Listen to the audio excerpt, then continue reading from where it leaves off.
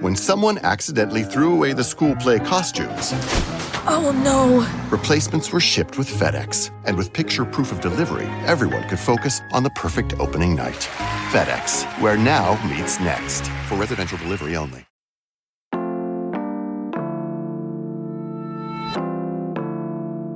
Today on CityCast Pittsburgh, there was a lot of money floating around our elections earlier this month, and for races that a lot of people probably don't think that much about. Today, we're talking about the state Supreme Court race that not only broke its own spending record, but also got a bunch of national media attention.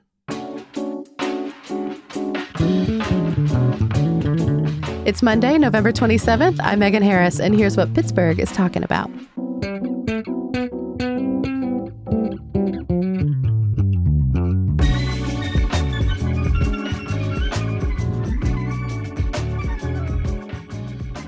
We're with Mark Levy, a reporter for the Associated Press who covers politics and government in Pennsylvania. Mark, it's really nice to talk to you again. Thanks for having me on. This is great. Of course. So obviously we know the result. Democrat Dan McCaffrey beat Republican Carolyn Carluccio to win a seat on the state Supreme Court.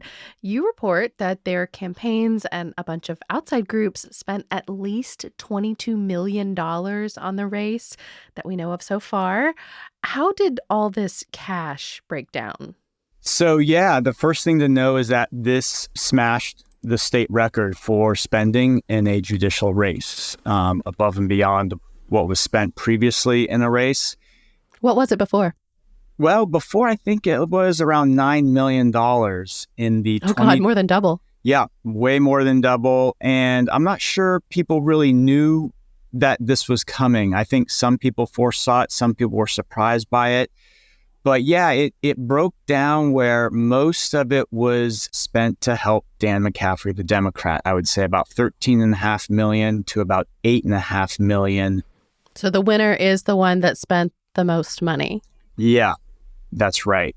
And a lot of the money came from outside groups that are not allowed to coordinate with the candidates. So in theory, the candidates didn't know what was going to be spent on their behalf or who was spending it or how they were spending it. And Pittsburghers and Allegheny County folks are probably keenly aware of it. They probably got flyers in their mailboxes. They were probably seeing a lot of TV ads, and they were probably hearing radio ads. And those are by far the most expensive things that this money goes towards. They were probably seeing ads on YouTube, or when they're opening some of their social media apps, they're seeing stuff like that, talking about Carolyn Carluccio or Dan McCaffrey.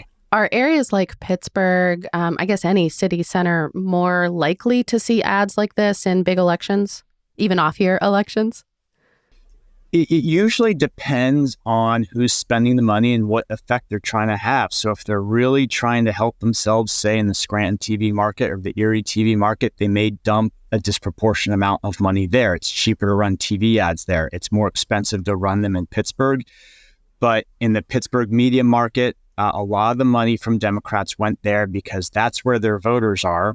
How do you think that this spending and its outcome maybe compare to previous state Supreme Court elections? Well, we see the results in turnout. I mean, turnout for an odd year election was at a record level for Pennsylvania. So I can see online the last 25 years of elections, this broke a record at 35%. And that's for this race specifically or turnout overall? Turnout overall, right. Well, for this race, for the state Supreme Court race, the top of the ticket race is how we typically measure turnout. It was 35%. That's the highest it's been in 25 years of odd year elections. Clearly, it's different presidential elections. But you can see that the money had an effect. It drove turnout. More people voted than usual. And Allegheny County was a key participant in that. Turnout in Allegheny County was 40% in the state Supreme Court race, but in the race where the most people voted was the DA's race, and that was 41%. So you can see that turnout to vote in two hotly contested races for chief executive in Allegheny County and district attorney in Allegheny County, that really drove turnout. There was a lot of spending in those races. There were TV ads. I was about to say, that also got a lot of outside money, which we've talked about on this show before. That's right. And that clearly helped drive turnout in Allegheny County, which was good for Dan McCaffrey. He did very well in Allegheny County. That helped his margin tremendously in his victory over Carolyn Carluccio. And, look, the sides spend money because they know that it does have an effect in turning out voters. The more effectively it's spent, the more people will come out and vote. Yeah. And one aspect that also was on the minds of Democrats who were spending in this race was the fact that they lost the 2021 race. Republicans won it. The Republican Kevin Brobson narrowly beat the Democrat Maria McLaughlin for an open state Supreme Court seat. That helped Republicans retain a seat on the court. But what's interesting about it is that Republicans outspent Democrats in that election. The Republican spending was over $5 million to Democrats spending of around $4 million. And Democrats were both a little stunned by that, by the amount that outside groups put in for the Republican.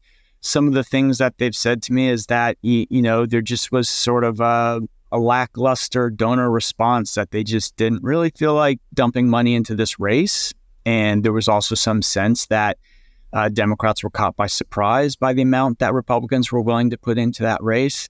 So this was definitely on the minds of Democrats, that they needed to rebound, they needed to draw the line here, and they needed to set the tone for 2025. And it was such a tight margin, too, only 25,000 votes, which sounds like a lot, but for a statewide race, that's really, really tight. Yeah, I think it stung, and it motivated them this time around to get together, to plan together. They had groups from across the progressive spectrum that were donating, whether it was labor unions, whether it was Planned Parenthood, the ACLU, Every Town for Gun Safety. These are groups that put a lot of money into this election. What do you think motivated people the most? Like, why do you think that state Supreme Courts, I know it's top of the ticket, but it seems kind of far removed from us here on the western side of the state. Why do you think that the messaging resonated so much with donors and obviously with voters as well? Well, Democrats made this race about abortion rights, and they know that it's motivating. Yeah. What they found in their focus groups over the summer when they were preparing for the race and deciding how much they might have to spend was that voters were really turned off by candidates who have an anti-abortion position, candidates for judge. But they were also really turned off by the idea that somebody who's running for a court position might be hiding their position. And so that's what Democrats made this race about. You can see it in their ads, in their flyers. Whether it was McCaffrey's campaign or outside groups, they talked about Carolyn Carluccio, that she was anti-abortion and that she was trying to hide her position. And, she was endorsed by two anti-abortion groups. One of them told me that she had told them that, yes, she is pro-life. But the crux of that messaging by Democrats was when she removed wording from her website right after the primary, and the website said something to the effect of that she would protect all life under the law, which in the primary was supposed to signal to pro-life voters that she was anti-abortion. She had a primary challenge. She had to cater to some of the big constituencies in the Republican electorate. And the anti-abortion constituency is a big part of the Republican electorate in primaries. And so as soon as she won the primary, they got rid of it from the website, and Democrats pounced on that. She was trying to hide an anti-abortion position.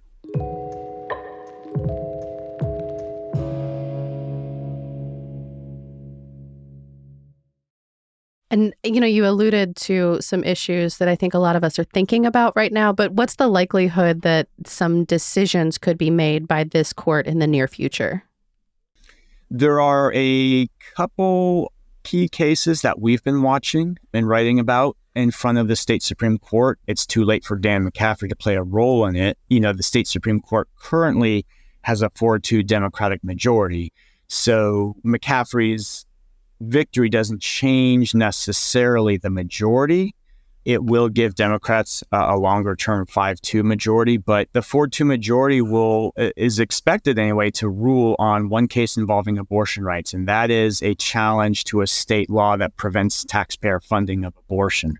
Planned Parenthood and various abortion clinics have challenge in court that's before the state Supreme Court. The other challenges from Philadelphia, and I believe Pittsburgh also is a party to the case, essentially challenging the ability of a state law to prevent municipalities from imposing their own restrictions on guns for the sake of preventing gun violence and deaths and fatalities and injuries. Which the city of Pittsburgh did try to do. Right. This challenge is before the court. It's been argued. We're just waiting for a decision, like the taxpayer-funded abortion case. And there's one other case that we could see come before the state Supreme Court, and that is a hangover from the former governor, Tom Wolf.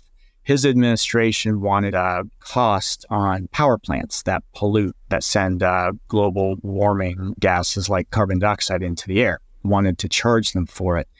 That's being challenged. It's been halted by a lower court, the Commonwealth Court, and the current governor, Josh Shapiro, who, like Wolf, is a Democrat, may appeal it to the state Supreme Court. Mm-hmm. Well, and of course, there's still a possibility that these spending totals are going to get even bigger. As we're recording, we haven't seen them yet, but those final reports are supposed to be finished today and come out by or before December 7th. What are you expecting to see? So my guess is that most of the outside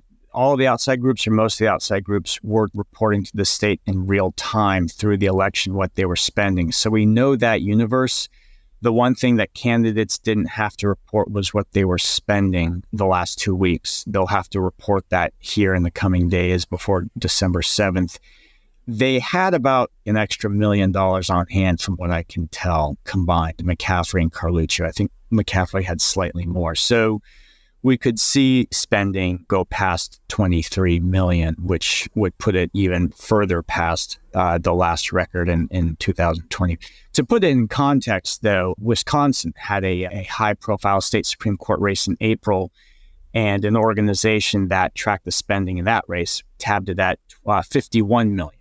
So people who suspected that we might have a high-profile race here, we're watching what happened in Wisconsin. And that race was for the majority. That tipped to the majority of the Democrats. Democrats ran on abortion, and now you have a progressive majority on that state Supreme Court and a lot of laws that may get challenged as a result. Mark, thank you so much for all your great reporting. We'll put a link to your most recent piece for the Associated Press in our show notes. Thanks for having me. This was great. I enjoyed it.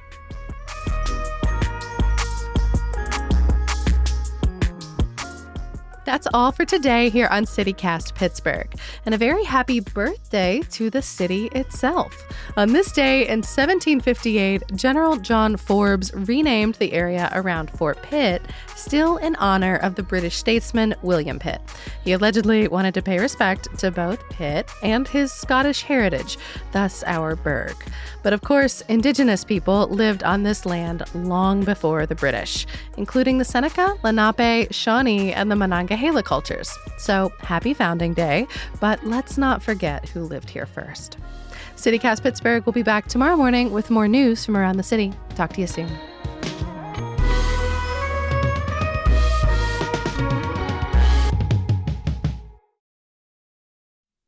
Okay. You gotta give me a thumbs up or something. Otherwise, I'm gonna sit here like a proper millennial and think that you hate me. So constant validation is required.